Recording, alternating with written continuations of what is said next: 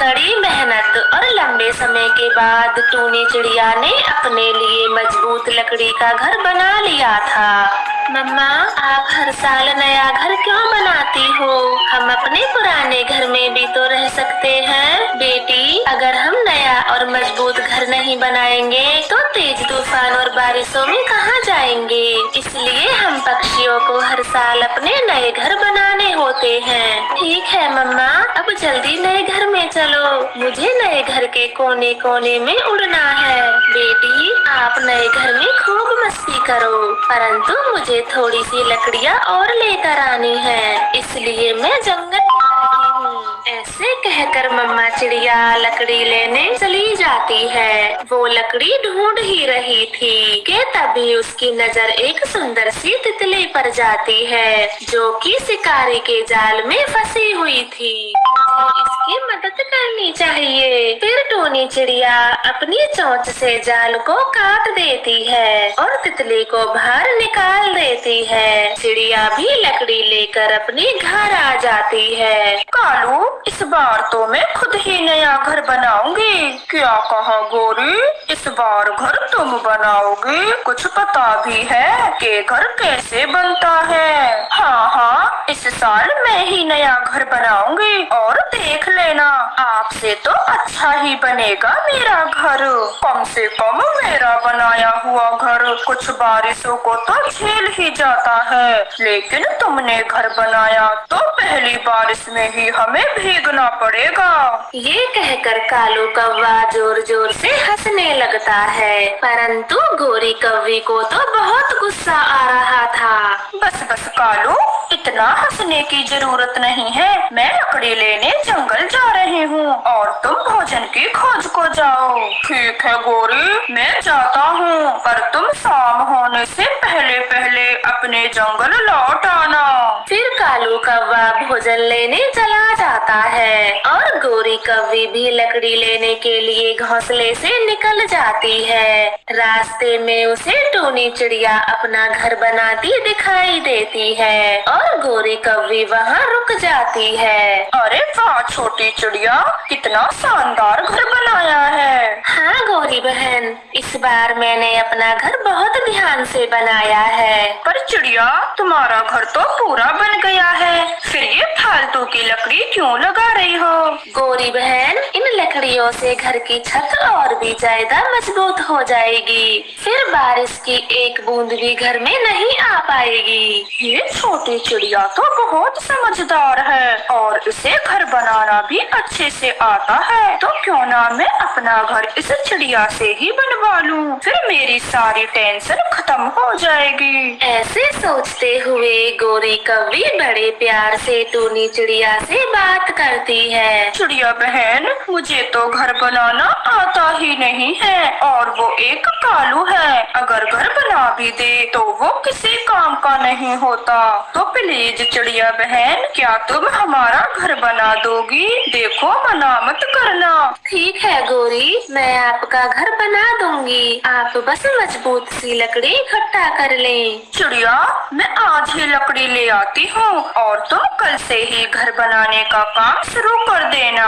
गोरी कौवी तो बहुत खुश होती है और वहाँ से चली जाती है। चिड़िया भी अपने काम को जल्दी जल्दी करने की सोचती है। कल से मुझे गोरी का घर बनाना है, अपना सारा काम आज ही खत्म कर देती हूँ।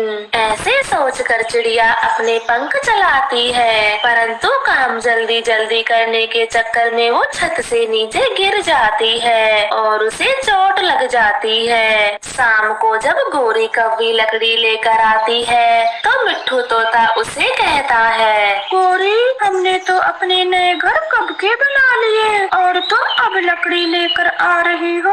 अरे मिट्ठू तोते, ये गोरी घर बनाकर क्या करेगी? हर साल तो ये दोनों बारिश में भीगते हैं और फिर मदद मांगते यहाँ वहाँ फिरते हैं। कबूतर, चिंता मत कर, इस बार तो ऐसा मजबूत घर बनेगा मेरा, जिसे देखकर तेरी ये गंदी जल्दी आंखें बाहर निकल आएंगी। क्या सच कह रही हो गौरी कवि? फिर तो मैं तेरा घर देखने जरूर आऊंगा। आ जाना आ जाना, जब मेरा घर पूरा बनकर तैयार हो जाए तो तुम दोनों आ जाना। ऐसे कहकर गौरी कवि अपने घर आ जाती है और अपने पति कालू को घर बनाने की सारी बातें बता देती है। कालू, अब हमें घर बनाने की कोई चिंता नहीं है, क्योंकि कल से वो छोटी चिड़िया हमारा घर बनाएगी। सच गौरी, क्या वो चिड़िया हमारा घर बनाएगी? फिर तो हमारा घर सालों साल चलेगा।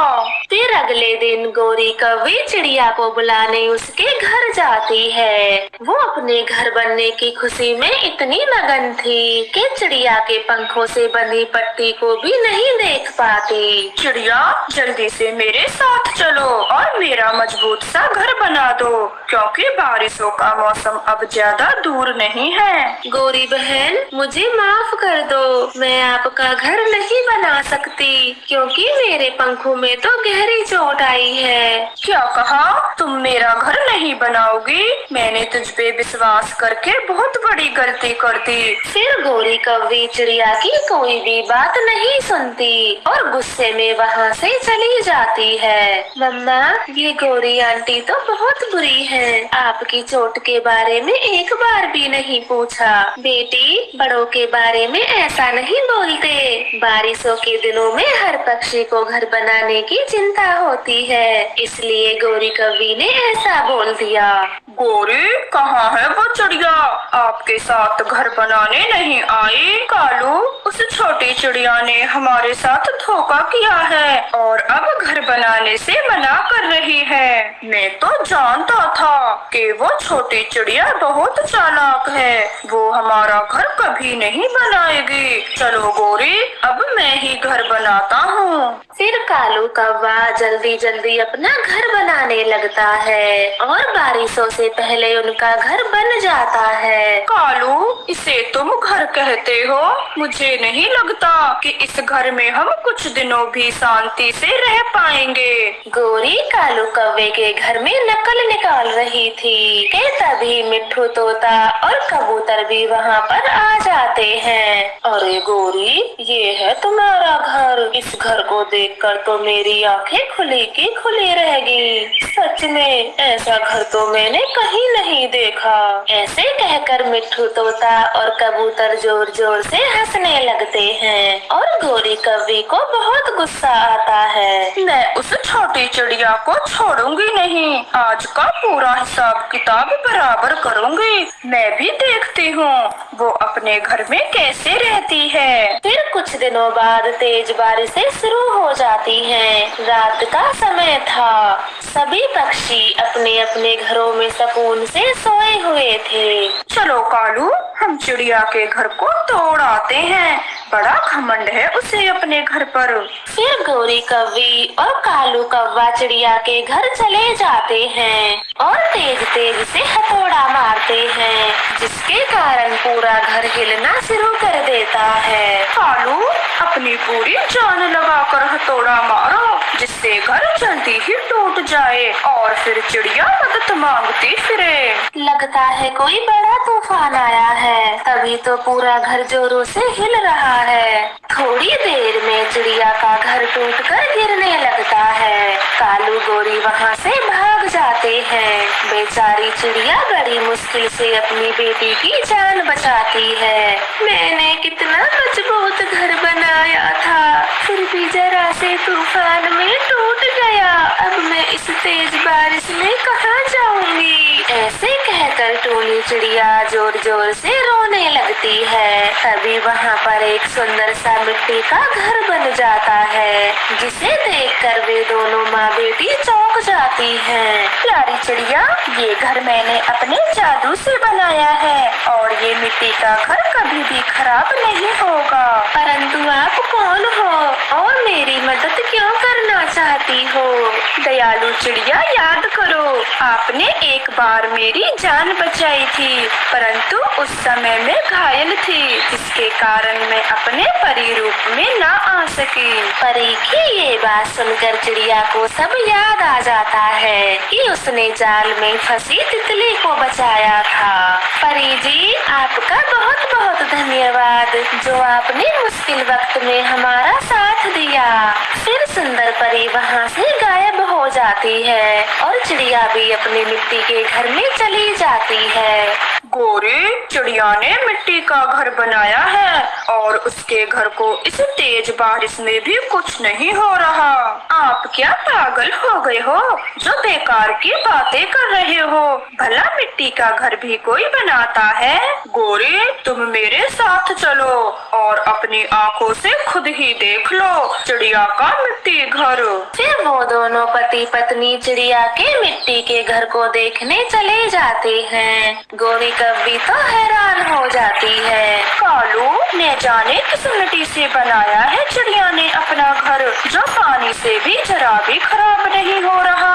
पर कोई बात नहीं, अब मैं पूरे घर को अपनी चोंच से खराब कर देती हूँ। ऐसे कहकर गोरी मिट्टी के घर को चोंच मारने ही वाली थी कि तभी गोरी कव्वी मिट्टी की बन जाती है और वहाँ पर जादुई परी आ जाती है। दुष्ट कव्वी, तुम चिड़िया के घर को तोड़ने चली थी, अब यही तुम्हारी सजा है। परी जी, माफ कर दें, कृपया हमें माफ कर दें, दोबारा से हम ऐसा कभी नहीं करेंगे। कृपया मेरी पत्नी गोरी को ठीक कर दें। फिर कालू कौवा जादुई परी से खूब माफी मांगता है और परी को उस पर दया आ जाती है। वो गोरी कव्वी को पहले जैसा बना देती है और वहाँ से गायब हो जाती है और चिड़िया भी खुशी खुशी से अपने मिट्टी के घर में रहती है।